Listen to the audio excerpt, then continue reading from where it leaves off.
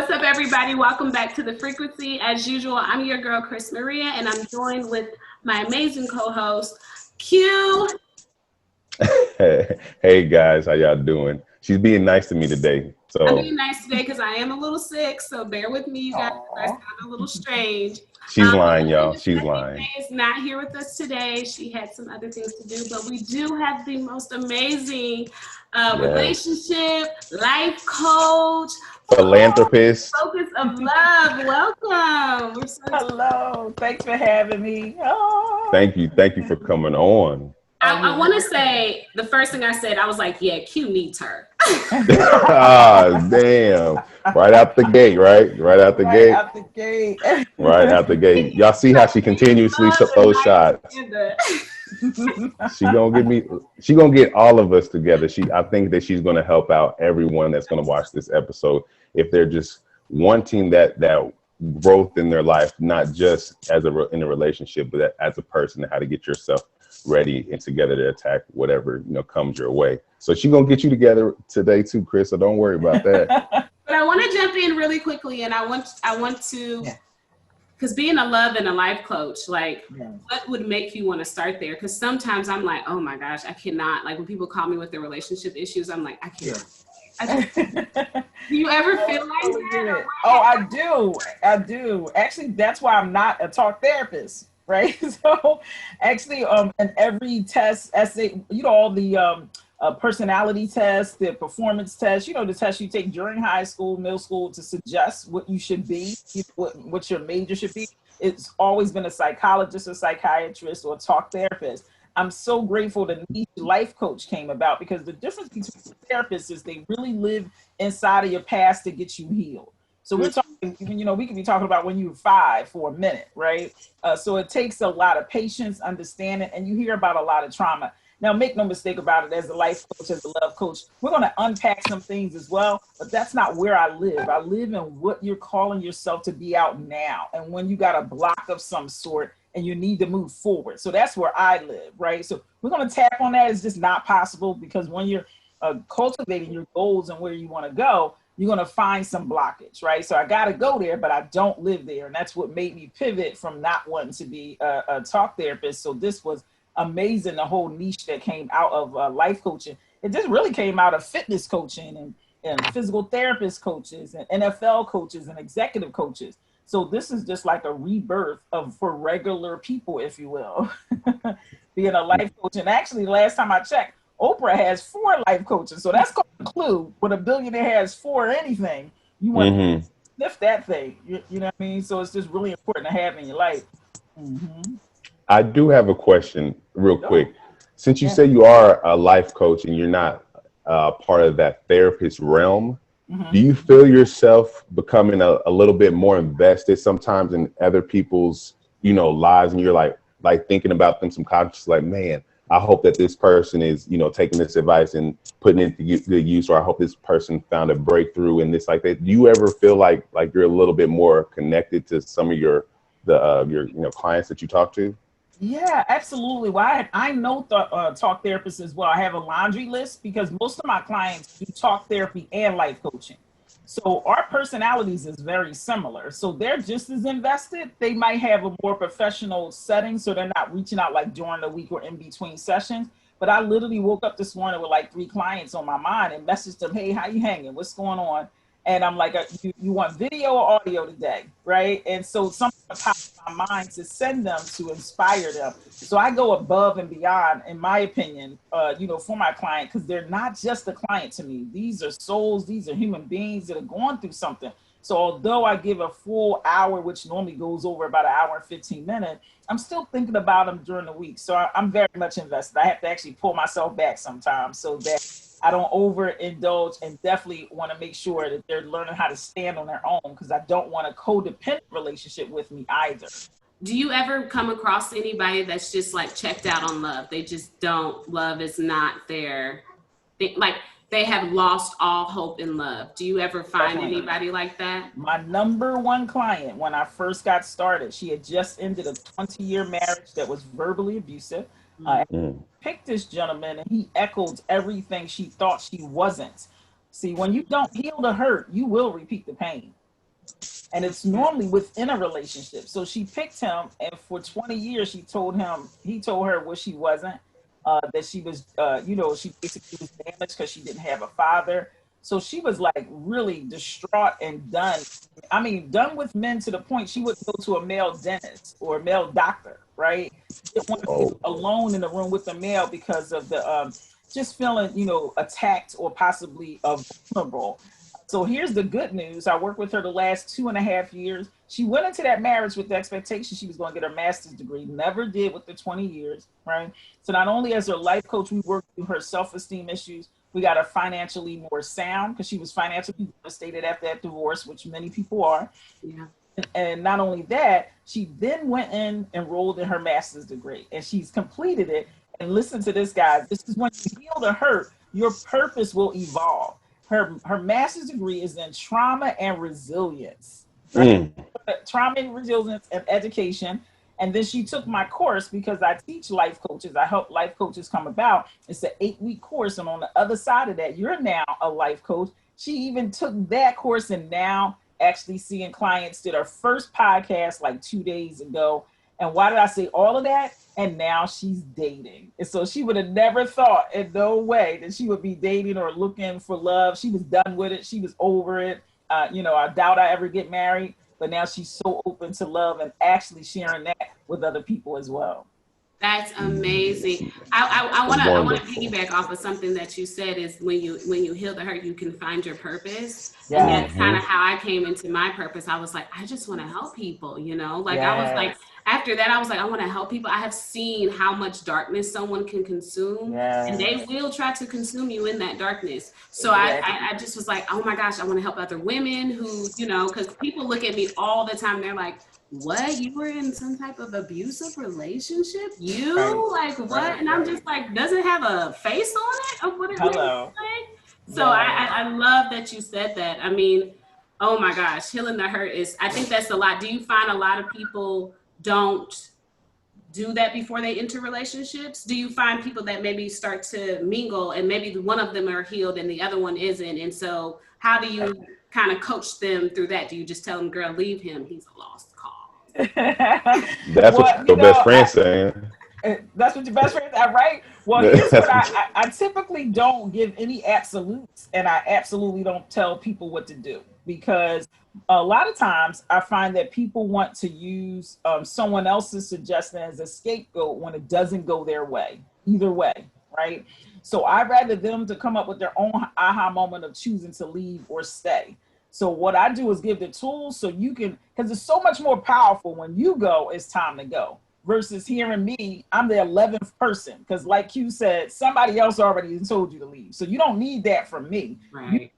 You come to the evolution of why and what is it hindering your life, and how juicy your life will be on the other side, and that you can heal from this and come out of this darkness. That's what you need to hear from me. Some hopeful way of how to live your life after, right? So I never tell them, you gotta go.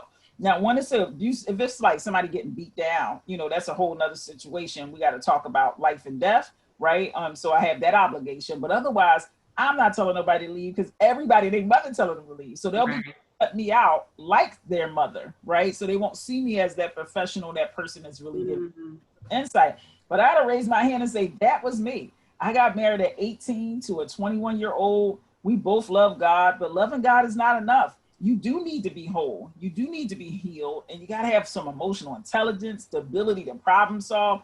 And we had none of that at 18 and 21, right? We barely knew ourselves, let alone really even knowing God. So that was a tumultuous, marriage.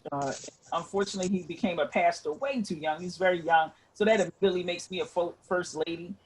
So with all of those demands, he ended up cheating with our nanny. That was devastating. And on top of that, she was also the armor bearer within our church. So it made me feel like a fool, because everyone in the church knew but me. It took a girlfriend scooping me up saying, let's take a ride. We show up at the church and she goes, go take a look. I'm like, why are we here? What are you talking about? He said, just go take a look.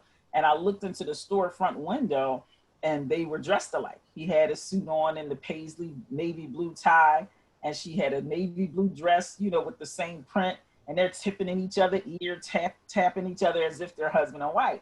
So I literally ran to the car. I cried until I could not cry anymore. My tears were dry as a result of me heaving, like just with the, and because not only, see, it's one thing you walk up on your man or female, they in a restaurant. We're talking about the place of worship. Yeah.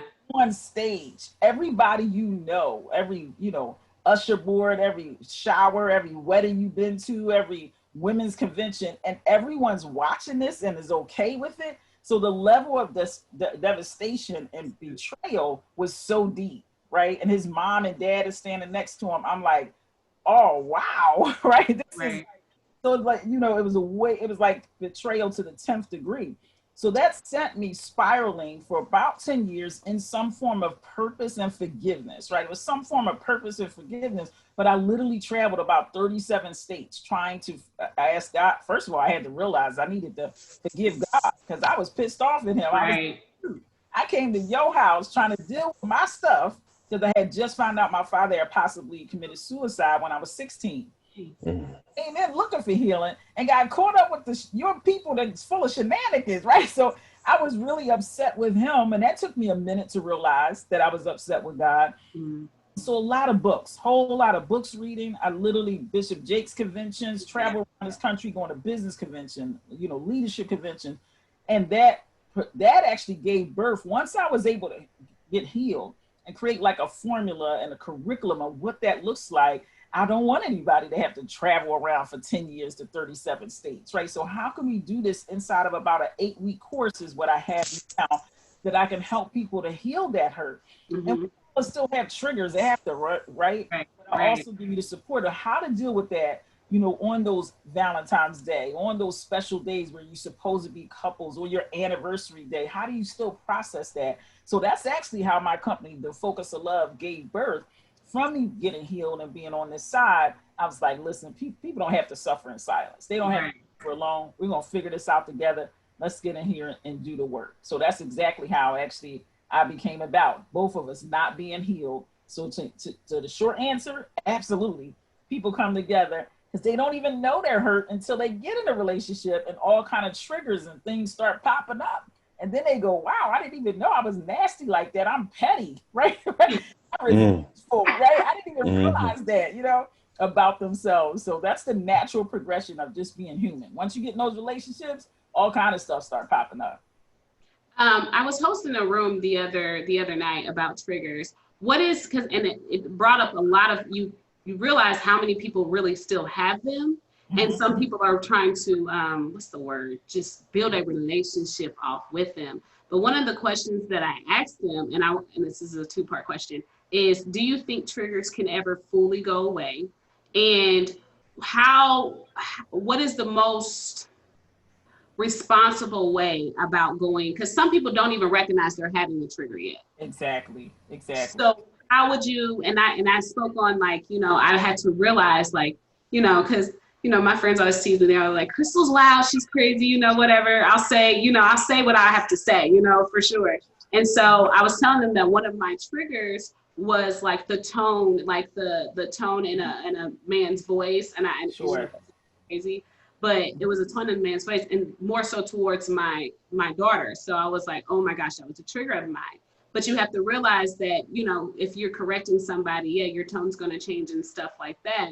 But at the time I didn't. I was like, why are you yelling? Like, so I just started getting triggered, and I had to realize upstairs, and I had to begin to internalize. And I said, well, what's going on with me? What's going on? And I was like, oh my gosh, I'm being triggered. And one of the things that I said when I got divorced was, I am not going to allow anybody to suck my joy, like at all. So I was like, he doesn't dwell here. He's not going to come and suck my joy out from way over wherever he's at, So my question to you is how would you tell somebody to navigate with those triggers, and then within a relationship, and then do you think they fully go away?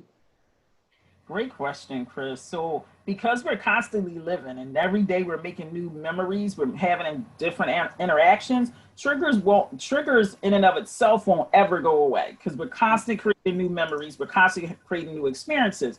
What you will be able to do is manage them quicker, and more things will dissipate. Like certain things won't affect you anymore because of the way you're managing them and your maturity. right? It won't stick to you as much. It won't bleed you out. Like you said, I'm not going to let anybody suck the joy out of me. So once you build the emotional intelligence and the muscle of how to deal with the trigger, like a tone of voice, you realize, you know what? This is not even about that person. This is about my fear of going back to the past. Right. And so once you dissipate that, you realize that part can't trigger you anymore because you've peace with it, right? Mm-hmm. Now you create another trigger in some way because of a sad moment, a disappointing moment, a longing moment. So triggers in themselves don't go away in general, but you can absolutely dissipate triggers as life go on and your emotional intelligence grow. Now, how do you know if you're triggered? You know if you're triggered if you're overreacting. It meaning like if this is a situation is really only a 2, but you're on a 10, it's probably not about that person or the actual happening in this moment. If you're having recollection and you say anything like, oh no, you are not going to do me like Jose did. Right. You sound just like my mama, right? Right, Q? Any reference to a past person, you're being triggered. Now, it doesn't mean what that person is or isn't doing isn't like it, but you're not responding to what's happening in the present. That's right. Adding to it by what your experience is what's in the past, which isn't fair to you nor the person in front of you, right? Because you can't really surmise how you should be responding. And notice I'm using the word responding. That's also another level of emotional intelligence, not reacting, but responding is taking an assessment of me, the person, the situation, and then deciding, making a choice of what to say and do after that. Most people are reacting. So just off the cuff, you say this, I'm going to say that. No pattern around it, right? So that's also another level of emotional intelligence, being able to rationalize, sit back, and even let me get back to you on that. I need to process that. Oh, Q want to say something about that. What you think, Q? Man, because I've heard women say that, like, not just from me about myself, but other men, like, when I'm going off or whatever, I need you to handle me. I need you to pop off or just tell me. I'm not that guy. Look, I'm gonna look at you crazy. I'm like, what are you acting like that for? Like, what is all? Because I'm not very good with emotions like that. But so I'm not going to be the one to pop off and do all this other stuff. I'm just going to be there, calm and cool. Like, all right. So what is the issue? Like you're going off. So like, can we talk about this? Because I'm not here. But I'm also prideful enough not to say anything at all. Just be like, all right. Exactly. Well, they're literally teaching you the dance of the previous relationship. When they go, when I get upset at hype, I need you to get hyper, right? You're asking me to relive your past in a dynamic of maybe your family that you think is familiar and works. But definitely, if it doesn't jar with your personality cue, you have a right to go, that's not the dance. You know, for me, I like the slow drag. You like the tango. So, you know, right? You may want to consider this not my dance. This not how I flow. I remember a very quiet, kind of meek guy I was dating, and I said to him, what do I need to do when you're upset or you're angry or we're arguing, you know, to kind of calm you down? He said, first of all, why we got to be arguing, right? I said, appreciate that. He said, we can say what we need to say and move on. I said, that's the deal. But in case we get to that side, or if it needs a little extra, what do we need to do to what do I need to say or do to kind of calm you down? Which I think is a delicious conversation to have with someone when you're not upset. When everything is hunky-dory, especially after some good sex, some good meal, that's when you because they're very relaxed, right? Or you're just getting to know them and it's first few couple dates. You just had a great time. You ask that person that, look them in the eye because you're talking to their soul. When you go, how do I, get back on your good side if we're upset? So that this, you already know how to disarm that situation before it even happened, and you could bring it down 1,000 before it even go that far, right? So that's another way to answer your question as well, Chris, about triggers, right? So you ask them, what sets you off, right? So you can kind of stay away from that. But just as importantly, to really have that conversation, it'll reveal to you that this answer to the other person, this don't even got anything to do with us. So a lot of times we hear our crazy in those kind of conversations, right? And it's very confronting. So then we're like, okay, yeah, wow. And then when it happens and he looking at you, you see him looking at you about what you said 2 weeks ago. And you're like, ooh, this is happening right now. Right. So it's a setup for success where you actually start hearing yourself and you're able to bring it down on your own. So that's also how we protect each other and help each other grow in a healthy relationship. To say that it's not going to be any arguments or upsets is just really a fallacy. Somebody's suppressing something. If nobody's arguing, and I'm not talking about yelling and screaming, right. It can be a disagreement where you now have to figure out how to get back to, you know, a happy place, a place of medium or compromise. But that's a conversation. So everything lives in communication. You can fulfill and complete everything in healthy communication. But that whole, if I pop off, you got to pop off. I'm not your dad. I'm not your last boyfriend. I'm not interested in that. Mm-hmm. I used to be that way. I was like, oh, if I'm popping off, you got to pop off with me. But with my fiance, he is like the complete opposite of me. He's so calm. And I'm just like, aren't you gonna get mad, honey? Aren't you gonna get mad? Girl, I'm so mad. It's always a sorry, my cat just popped his little self right up here. So it's always a hard task on that. But I want to pivot just a little bit, just to give a little bit of insight into just dating and relationships. Sure. So what are your tips for people who are looking to get back out there, especially now in the world that we're in, COVID? You know, can you help Q out a little bit? I was going to say, I saw that face, Q. Online dating is up 82% right now because most people are home. So you have more quality people online really ready and willing to date than ever. Now, that also means you have more frogs on the list, right? You're trying to get to the prince or the princess. You have to comb through people, but this is a great time to do online dating or even just digital dating, meaning sliding in somebody's DMs or Instagram, you know, just slide into their messenger. Hey, you're beautiful. I just saw you live. I think I would love to get to know you more, right? So this is prime time to actually date. And why? Not only because more people are available, but also because you can literally look people in the eye the whole date. See, before we ran to the movies and we looked at the screen for 2 hours. Now you jump on a Zoom, you jump on Duo, FaceTime, you got to actually look each other in the eye without the interruption of a waiter, or you in a bowling alley, now it's your turn. But you actually going to have more deep, meaningful communication without all of the distractions and the hoopla that goes around dating. So I think this is prime time to actually date. And in doing so, you want to know, what season are you in? Really be truthful to yourself. What season are you really in? Are you looking to boo love? Is this cuffing season? Are you just trying to not be alone because it's COVID? Or are you truly ready and willing to have a one-on-one relationship? Or are you in polyamory? Or you want to really be honest with yourself so that you're putting that frequency out. Hey, right? Hey, plug. Generate, shout out to the frequency. And then generate those people coming to you. So that's what I have to say about dating. This is an amazing time. I literally just brought a gentleman on just before COVID. He said, Focus, I had an IUP, I stutter, right? I've been so, abused as a child, how I'm going to generate a good woman. Within 30 days, we generated a woman that he slid in her DMs. She said, I'm a woman of God. I love to help people. He was impressed by that. They just got engaged January 1st. Amen. First, they're getting married March 25th. And they're Christian. So they choosing, they want a long drawn out, courtship. And they actually brought me on as their business coach, because I'm also a business coach, to launch their YouTube channel, because we're going to document this. They're regular Joes. And this is what makes people want to love them. They regular people. They don't look like movie stars, but they are stinking cute because they really love each other. And it's like so refreshing to see the irony of these two people that have many boxes checked off with abuse, all kinds of stuff, come together in COVID, fall in love, and genuinely have a good friendship. And it's just beautiful to watch. So this is prime time, Q. Prime time for you to start dating right now. I mean, I'm doing my deed, of dating, and we're making it right now. We'll see how that go. We'll see how it goes though. But well, it's going to go as you say it. That's what I told my client. It's going to go as you say it. I had a couple sitting in front of me and say, well, we'll see, we're thinking about getting married, and we'll give it a try.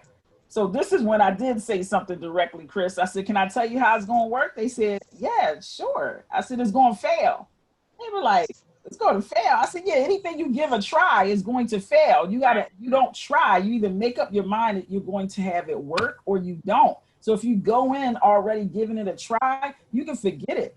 if you make up your mind that we're going to have this marriage to death do you part, you can't be angry for 50 years. You're going to figure it out. You're going to heal. You're going to look to come back together and not be so bitter when you really know that this is going to last forever. So don't give it a try. Q. Come on and get in there and get your wife. I'm coming in. I'm putting in the work right now to do it. I'm being patient though. I'm being patient, but I'm liking how things are going so far, you know. But like you said, I have to be 100% committed, and I'm showing that. It's just a little bit different because it's like I said, you just sometimes you like, damn, I'm still single, so I can still shift and move how I want to move, you know. And it kind of sometimes it takes for a male. Sometimes I think it just takes that one woman just to be like, all right, I'm about to rock with you. I'm about to rock with you. And it's difficult. I'm not a DM slider. I'm not a DM slider.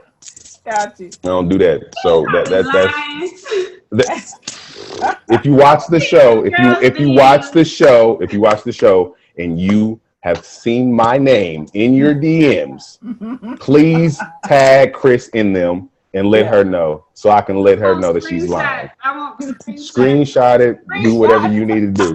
It won't go nowhere. How do you meet your ladies? Hey. I don't know. Maybe sometimes dating sites, but then I get bored and then I just fade away because it's just like you said, it's COVID. You know, it's like, nah. And then I enjoy my space as an individual. That's one thing I enjoy. But I'm getting stuck in my ways. I'm getting stuck in my ways as an old man sometimes. Thanks for saying that, old man. You 30 years old. See, listen, you could be stuck or you can have a delicious, juicy romantic relationship. You get to pick. If your loyalty is to have your space more than having love, then there lies the singleness. So have both, right? In the design of falling in love with someone, let them know you need your me time, your man cave. It's a must. If you want me to be the best man you want, I need to have my me time without negotiation. And that's what you set up to make sure that you get the love you want as well as she gets what she needs. I got a question. So when you're dating someone, how do you set your deal breakers? Like, if one partner likes this and then the other person doesn't like this, but every other level you guys connect, like, how do you kind of see which one is like more significant? Like, okay, I can stop this for you. You know what I mean? Because they're in a situation that I like something that she doesn't like, and you know, we can't rock like that. Like, but like I said, everything else connects. Like, how do you kind of like, like I said, how do you find yourself coming to the conclusion that, okay, I'm going to stop this certain thing for you? You know what I mean? I love that question. Yeah. How do you go to? Yeah, I'm with you. I see. I want to make sure we get your question in, and that is, an older woman told me a long time ago, everybody can love the part that you can love. How you know that person is for you is if you could tolerate the bull crap they bring. That's who you marry. That's who you get it and couple with. Can you tolerate that? And because of what you love about them outweighs what that is, that's how you know that's the person. Did that make sense? Put me on that? Yeah. Yeah, okay. that made a lot of sense. Awesome. Because we all bring that. We all bring something that somebody don't like, you know. Right. Still love you through that and respect you through that. Can you love somebody through their flaws? Is that what you Yeah. Exactly. That's exactly, you know, what I'm sharing. So today, just for all of the frequency podcasters that are listening, you want to go to my website, focusjames.com, and set up a time where we can talk one-on-one, right? I actually give a free 30-minute discovery call. Like Hugh has these juicy conversations, he has these juicy questions that can really make a difference in your life. If you get complete in one area, it can really blossom and open you up. So I suggest, so if you were my client, Q, I would say slide in a few DMs. Do something you haven't done before. Just do something you haven't done before. Anyway. Exactly. You online dating anyway. It's just like meeting somebody at the Walmart. So Miss Focus. Yeah. Social media, you're on social media, so you've been seeing a lot of things go on.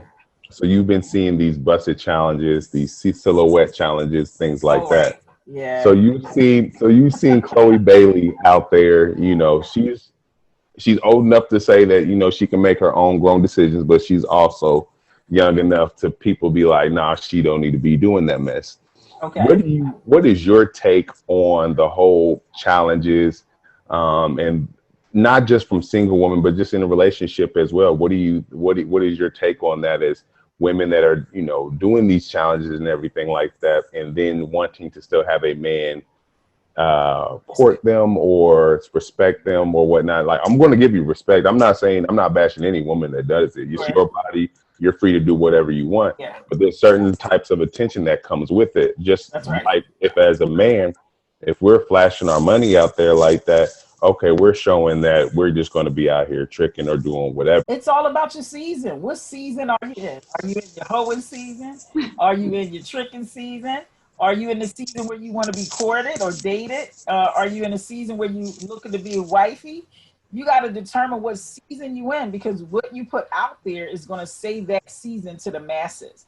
So I have no judgment either. You know, listen, do your thing. Just know that you're going to attract certain types of attention with that thing, whatever that is, right? So if you're looking to get married, you're looking for a decent, you got to ask yourself, or don't even ask yourself, but you're probably the wrong person to answer if you're doing that. You want to ask gentlemen in your life, like cousins, uncles, your father. And I really advocate for ladies to have males in your life. If you don't have any male friends, let's talk. Let's talk. Go to my website, focusoflove.com, and set your discovery call. You need to be able to run through to other males the thought pattern. Because if you want to stay single, then just keep talking to the ladies in your life and just keep out. But if you want to have an understanding of men, you need to talk to someone like myself, who I'm bilingual. I speak male and female, right?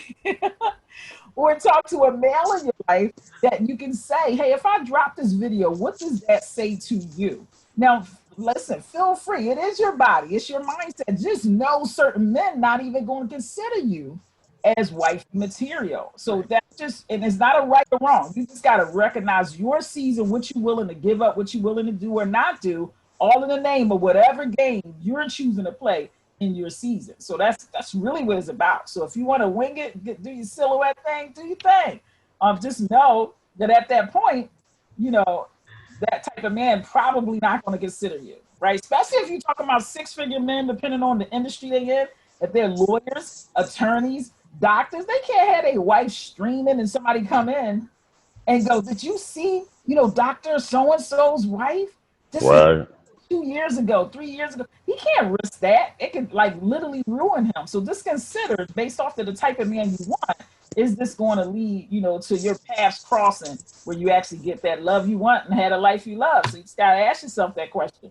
Bill, what do you feel about people bringing in, I don't want to say not standards, but expectations? So a lot of times when I'm talking to some of my guys that are single, they're like, oh, well, it's just so hard to find a woman that, you know, that would want to cook or clean or actually, you know, be in this woman role, or it's hard to find a woman. Some of them don't want women with kids. Like, do you feel like, and I do feel like the kid part is like a very niche part. Like you have to be willing to put up with that. But I also feel like if you can kind of close yourself off to a good thing too, if you're walking around kind of saying, well, I don't want a woman with kids. I don't want to do that's not, you know, 6'8" or whatever these expectations are.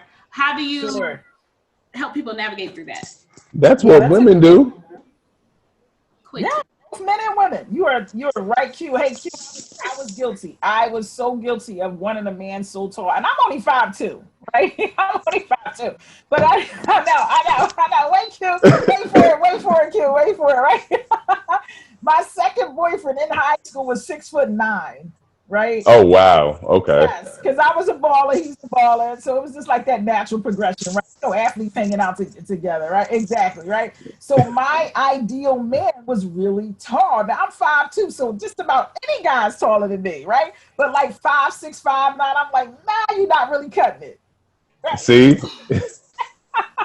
Now here's my sobering moment came with me talking to a gentleman that was, I think he was like 5'10", And he said something smart and really wasn't functioning the way I would like. And I was like, he got to say all of that and he's short. Right? Is what I said, right? I don't blame you on that. I don't blame you on that. I've done that too because I like. Here's the sobering moment. I turned and looked at my son, who's 5'6", 5'7". Okay. I saw his face was mortified, and I was like, oh. And it humbled me. I was like, I'm so sorry, son. You are correct. I should not be judging men based off of the height of what they do. Because my son, this young man has been all around the country. He living his dream. He sings. He plays 4 instruments. He's been on Apollo twice. He's been at the Kimball Center. He's been on The Voice twice, wow. Right? So there's going to be plenty of women. This man, he's definitely going to be a provider, no question about it. He's going to know how to love you the way he loves myself and his little sister.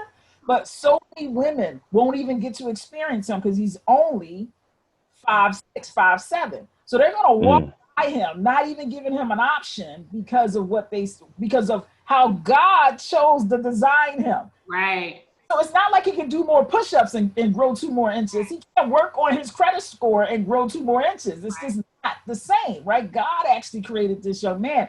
So that helped me to recognize how shallow that was, right? I'm being honest with you guys. It has no substance. Also, COVID has leveraged that out. These isms and schisms of what we think the person needs to look like. You only need one good diagnosis of cancer and that person's whole body can change. Right. One good ailment, one financial devastation. Restaurants are making $30,000 closed and then like 6 weeks and not open. That's humbling. So it's okay to have certain preferences. What I would suggest your preference need to be more than anything is character and integrity. Who is this person when nobody's looking? That's what you want to know. Because that's who you're going to be living with 24 hours in a day, right? So sure, not want to have children. I'd rather my son don't date women with children. I know the complications, right? Because I have children, right? Of what it is to have a baby daddy involved, right? So my rathers, because he's only 27, so he has that option. But the older you get, men and women, there's going to be people to have children. So you have to look at the dynamics of that. Is what she brings, is what he brings worth? Back to that whole, right? Can I tolerate worth the drama of what the baby daddy or baby mama might, have? Now, I want to speak to that to single parents. You want to actually set that up before you start bringing people in your life. They don't want to deal with your drama, your baby daddy and baby mama. You need to yeah. And nor should you have to, Q. Now, there's going to be certain moments that you just can't get away from. But in general, handle that. There's literally apps now that you can use through the court system that you text your significant other that you don't even have to talk to this person. The text messages is moderated. The voice messages, people are listening. So it protects you and your children, right? It gives distance. You don't even have to talk to these people anymore. So put those types of things in place so your new lover, your new friend, the new provider, the new person you're going to build with actually can enjoy you because you're not stressed out from still dealing with crazy over there. So that's responsibility, not only for yourself, but for the person you're asking, to come into your life. So you want to handle that. Now, as far as the short, the tall, those are considered preferences, not a standard. Your preference is that she's a size 8. Your preference is that he's, 5 foot. But a standard is integrity, character, how you treat your mama. Do you recognize it's your responsibility to bring a certain income in the home? Listen, they can't cook, but can you get a catering service? Are you willing to learn to cook? You might not be a good person to clean. Are you willing to bi-weekly to, go towards a maid, right? So these are things that can be negotiated, but what are you willing to do to make the household run is what it is. So I don't advocate for the ladies to go, I don't cook. Well, you're missing it. Again, you're not talking to men. That's important to a man to get a home cooked meal. It makes him feel loved. It makes him feel you spent time. It ain't even got to be a big old meal, right? Look at you. I promise you. She's speaking today. Really, speak to millionaires. A gentleman that I was friends with, millionaire. And all he wanted was his wife to cook. And she couldn't understand it. We got caterers. We got chefs. Right. Not the same, boo-boo. He wants to feel the love of his wife coming inside. He want to go, baby, this is good. And she just couldn't comprehend it. and felt like it was beneath her. Ladies, we missing it. And I think that goes for both men and women. We need to be Yes. come out of our shell. Like, I don't know how to cook that. You want a vegetable stew. I don't know how to cook that, but I figure I find a recipe. It's the age of this. Absolutely. Absolutely. And it's very, listen, so the ladies that are like, let me get my bag and then I get a man. I don't know that that's the right formula. I don't think that's the right formula. I think it can work that you have a relationship that you grow through, getting your bag, getting your education that you grow through, versus being up there and he's down here, especially specifically for our African American community. Women normally make more and have more of an education. So why not take him with you? Why not get him here and growing together? So he might not read the book, but play the audio book in the car. Hey, babe, listen, I know we got a 30-minute ride. Can you give me 10 minutes? I want to listen to this book. And then after that, it's me and you. So then this way, with wisdom, you dripping nuggets into your man's mind. So he's growing right along with you. That's right. Good. And you want to study your man. If it's important to him to cook, man, please, you got 2 master's degrees. You can't forget, you can't figure out how to make some pasta and sauce. No, there's a resistance here that you're blocking against something that he's asking that you can actually do. He's not asking you to buy a franchise of McDonald's for him. He's asking you to make a meal. So let's study our man. And if it's important to him and something you can do, go get a cooking class. Do a date night out where y'all go somewhere and learn to cook something, right? So that's a great idea. Right? One of the things I share with my couples, outlove one another. Ooh. Chris want to say something to you, Q. What you want to say? I'm going to hold it in. I'm going to hold it in because Q know he be on here. What you going to do for the woman, Q? Never mind. Go ahead. We'll bring her on and you can ask her yourself. How about that? But that's a fair question. That's a fair question, though. Just as much as what the lady's going to bring. Gentlemen, what are you going to bring? What does a woman want? Q, I'm going to ask you that question. Can I ask you a question? Is that all right? Women are simple, too. You just got to be able to battle through. I don't want to say women have mood swings, but you got to battle through the mood swing. Because sometimes when y'all be up. But when y'all be down, sometimes it just can't shake y'all irritation. Either y'all be sleepy or y'all just been dealing with so much stuff on y'all mind and y'all just one false little saying or a little word play. Why you say it like that? All right, I'm irritated now. If you can fight through those type of mood swings, and I'm not saying that like that woman has to be crazy or anything like that, but I'm just saying I think dealing with my mother over the years, having an older sister, and going and dating and living with my partner at that time, I've seen how women can be just throughout the natural day. You guys can wake up just because if something doesn't go right with your hair, and y'all gonna be, pissed off the rest of the day. And it just may happen like that.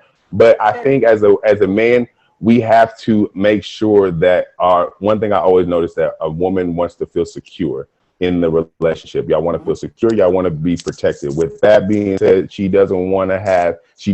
woman never wants to have another woman come into her face saying, I'm coming to you as a woman. That's one thing about security. She wants to trust you. So she has to trust you and that the words and the actions behind it are going to match. And, sometimes as men, we fall short because sometimes I think in our mind, we're like, I can do what I want. We can do what I want sometimes. But you got to realize that some women are not going to play with that. So when you say those things and you put those actions behind it, just realize that that's going to be that's going to be her expectation of you going forward. Not saying that but some women shouldn't put them super high, but just know your lane. That's why I've said on a previous episode, know your lane, guys. Like if you know how you want to move with this woman and what steps you want to take it, don't go outside of, what you normally do because of what social media says out there or what social media posts out there. Just do it at your own speed. And then also women just want to be kissed on and loved on and get a foot rub. Like I said previously, Chris, women love getting their feet rubbed, and that's my go-to. Is that not what I said? Is that not what I said? Now you want to rub single mom's feet. I said that there's a business out there. I said that we'll talk about that afterwards, but there is a clientele out there for single women that can't get their feet rubbed. I feel like that is. Just we'll talk about that later. I'll be going through it with him. I was actually going to give you a compliment and say, wow, I'm very proud. That was a very, very great answer. You feel me? Wow, I'm going to take my compliment back, you know? Talking about brother single mom's feet. He said they be tired. He know they be tired, so he know they need a good foot rub. I'm good. I'm just saying. Am I lying? Okay, well, I'm a businesswoman. I'm always trying to think of a niche, right? You know, the rich. That's a good idea there, Q. See now, Chris. Now look. Now, see, be an investor now, Chris. have a little daycare on the side where they can drop hours. Come on. What did I say, Chris? What did I say? Good idea. I like that idea. Sorry, Chris. Sorry, Chris. I'm an entrepreneur. I'm always thinking like, that works. It was his slogan that was the issue. Hey, single moms, I know you're tired. I know you've been running around with the kids all day. So let me give you a little 30-minute foot rub. It's like, dang. What's wrong with that? A little 30-minute foot rub ain't gonna hurt nobody. Yeah, well, I know you wanted to talk about think like a man and act like a woman too, right? We had some Showtime. Yes. You guys missed that part. I think it's some great tools in there to recognize. One, he used 4 different personalities, 4 for the women, 4 for the men, right? So that you can see the typical dances of what a woman thinks like and a man thinks like. And then he embellished some of the stories, right? So that you can see how them coming together, they can make it or they can literally sabotage one another because they're stuck. They only see it their way. So the whole goal of the book and the movie is to have an aha moment, right? To have a moment where, wait a minute, maybe the rules I'm using don't really apply. Maybe I need to study the person in front of me and actually get open-minded and not have what the supposed that happens as my rule book and trying to follow what's supposed to happen. Like the character, what's his name? He actually is an actor, just had a baby, his first biological baby. What's his name? Michael Ealy, the one with the pretty eyes, the lights. No, it's the thin one, the real thin one that he was like. Terrence J. Yeah, what's his name? Terrence J. Almost. We almost there, but it was the one that. Was he bald? He's bald. Correct. Yeah. I know who I know you're talking about. Yeah. The thin one where he wanted to just hit. He just wanted to. Yeah. And he was like, she invited me to my house, and we eat Milano cookies. I just wanted to smash, right? So he had to expose the mindset, and then inside of him just wanting to smash because she had a standard, right, of not having sex. That's a different standard of not having sex too soon, right? So she had him where we can talk all night, we can spend time. He actually enjoyed it. So what the book and the movie is trying to expose us to is there's other parts of the other species of women and men that you can enjoy and learn from, that you can actually build with if you open your mindset, right? And then also, of course, he was trying to say to women, you can't keep giving up the cookie easy because they're not going to respect you. They're going to move on. If the goal is the cookie, you give it up so soon, he won't have an opportunity to get to know you, to know that part of the cookie is you, right? So separate yourself from the pack as well. So it was speaking to those who really was looking for, in my opinion, love and long-term relationship. Like, how do I have a long-term relationship? And what I thought the movement was trying to say is let's slow down and speed up because sex ain't it. And if you're thinking that sex will, because you make good sex, that's going to be the thing to win them over. And then Taraji's character, because you have money and because he has money, that should be the most thing attracted. He wanted to show us how shallow that is. Yeah. That's all they want anyway. Oh, who, what? I mean, that's all they... Don't get me started here. No, women? Well, listen, that's again being bilingual. Women absolutely want provision. Absolutely want security. If you think a woman don't, then you're not paying attention. We want to know that the bills is going to be paid. We want to know that we're not worried about you leaving or having back bills and your credit is sinking. We want to know that because we're nesters by nature. And there's definitely some gold diggers out there, just like there's some gold diggers, out there for gentlemen.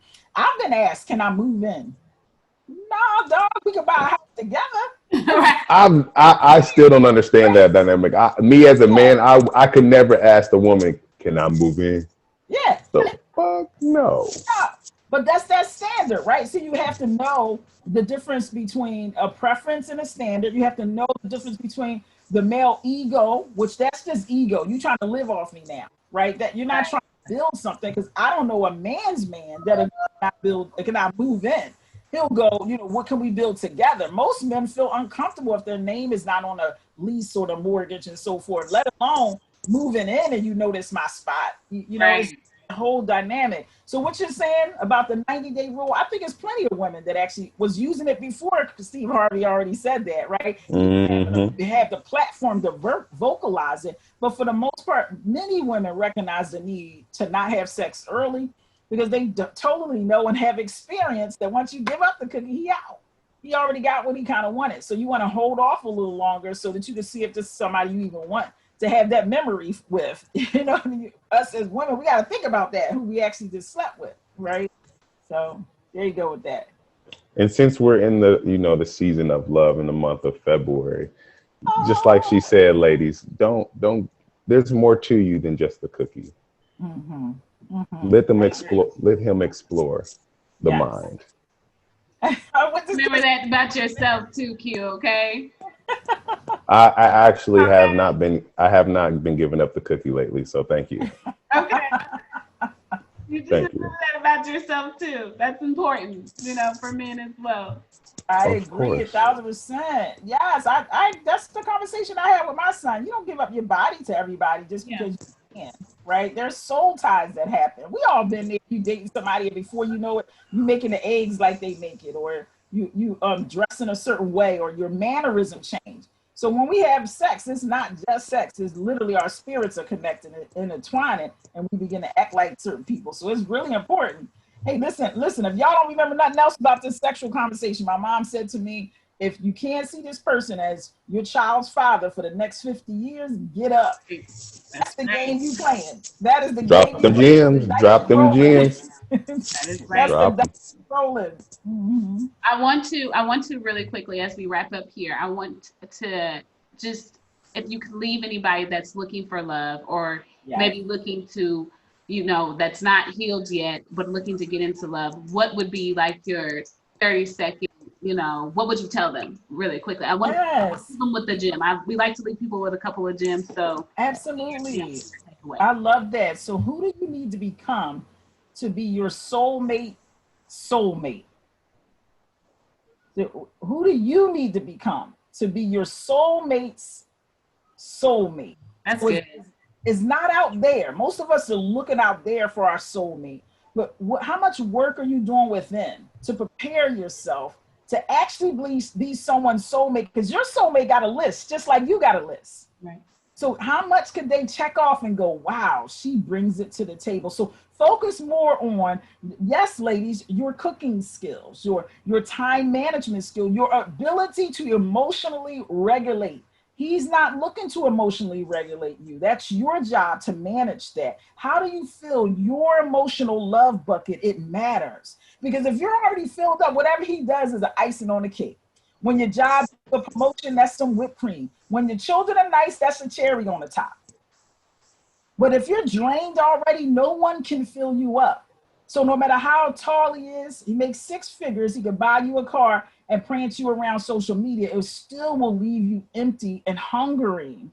So that out there is not the answer. Start in here with doing your own work of how you love yourself, how you regulate yourself. And ain't nothing juicier than meeting a man a couple of weeks after Valentine's. And he go, what did you do for Valentine's? And you go, oh, I got myself a mani and pedi. I watched my favorite movie. I cooked myself some salmon. He like, okay, she know how to take care of herself. Versus, oh, I just ate, some Haagen-Dazs, was sitting here bored all night. So he's looking like, oh, this is going to be a piece of work. I'm going to have a lot to do here. So it matters how you love yourself, because inadvertently, you're teaching other people how to love you. That's good. Well, people, we got to have you back on Focus, because there's some. I would love to. Want to get back on. We got to. Be able to tell everybody where they can find you. We will link all of her information down at the bottom, so let everybody know where they can find you. And absolutely. So I'm gonna, just for all of the frequency podcasters, I have a book called "What Is the Focus of Love."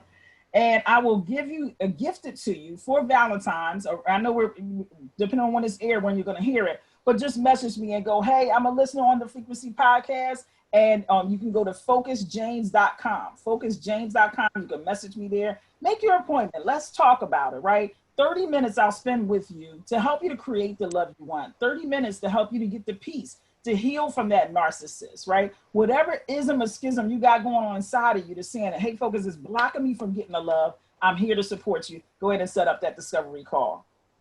You heard her. Like we said, we link everything down at the bottom. You guys know the deal. Like, share, and subscribe. Q, we're going to get you a wife.